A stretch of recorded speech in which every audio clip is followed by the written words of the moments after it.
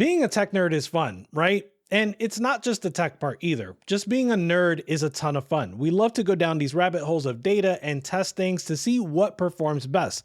Sometimes those rabbit holes can go against our life goals, like when we're trying to build our savings but spend too much money on gaming handhelds. But sometimes we can use our power for good. And today I'm going to talk about how I've been using technology to help me establish my fitness goals and work towards them. I have some studies that show how effective this approach can be.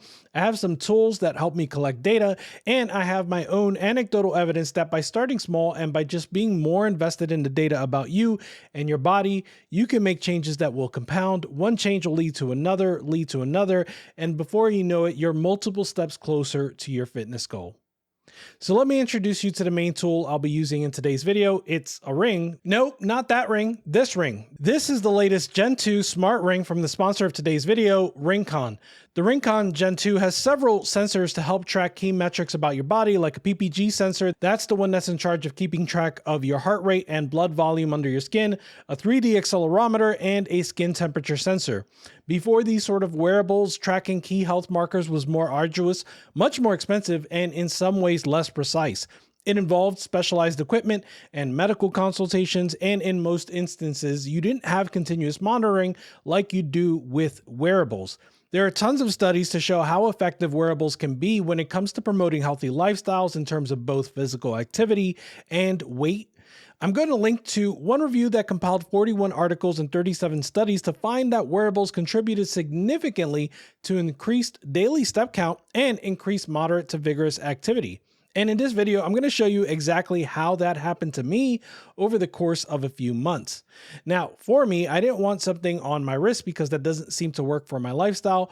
For whatever reason, I can never seem to keep a watch on. So RingConn and I are working together, and they sent me the Gen 2 Smart Ring. It has 10 to 12 day battery life or 150 plus days of use when you're pairing it with the portable charging case. And it's the world's thinnest and lightest smart ring. It has a minimum thickness of 2 millimeters and a weight of 2 grams in the smallest size. It's also waterproof and dustproof. It turns out this tech meets the highest dust and water resistance standard of IP68.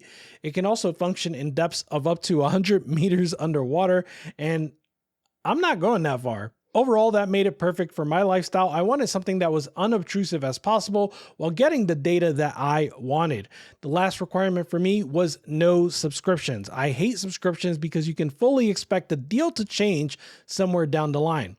RingConn has no subscription fee needed, and it's designed to be compatible with both iOS and Android, so you have seamless integration with all sorts of smartphones and tablets.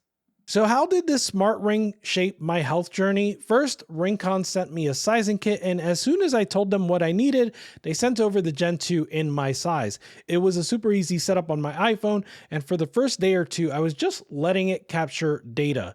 The first thing I was curious about was my quality of sleep, because I was getting a good amount of sleep, but I was still finding it hard to have the energy I wanted. And to be honest, I work a day job, I have a YouTube channel, and I have a family, so it's not necessarily surprising that I'm cooked by the end of the day, but I just wanted to see if this was something that I could improve upon. Now, this is the first smart ring to provide sleep apnea monitoring, and it has apparently 90% accuracy in identifying obstructive sleep apnea. Thankfully, RingConn found that there were no abnormalities detected during my sleep. As I continued to look at my data though, what I noticed was that I was consistently having spikes in my stress markers in the hours before bed.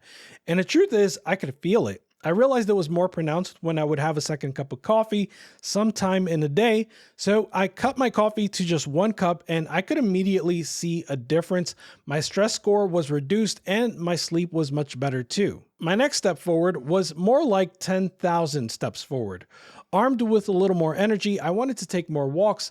I spend a lot of time sitting down, and well, that's not great. So I walked outside and on the treadmill, and I have to say that worked too. I could feel a difference in my body, and my stress levels were reduced even further. At this point, you can kind of see that good habits were stacking on top of each other and creating a bit of a virtuous cycle.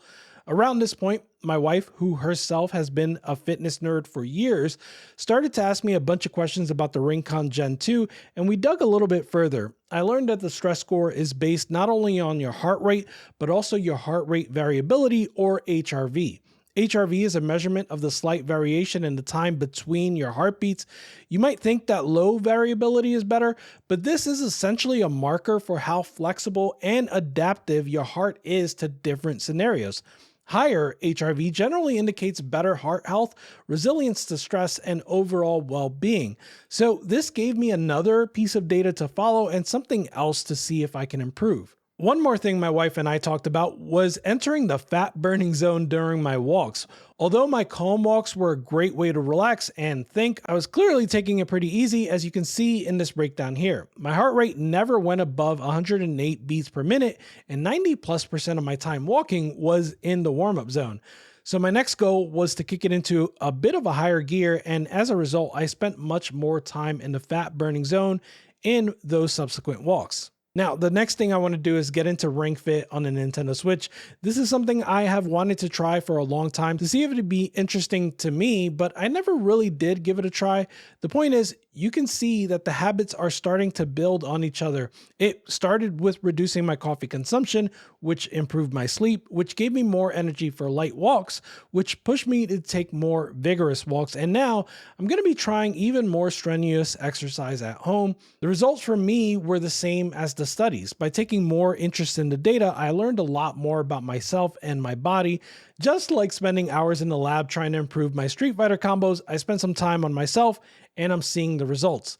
So thank you to RingConn for sponsoring this video and making this journey easy for me. You can use my links in the description if you want to learn more.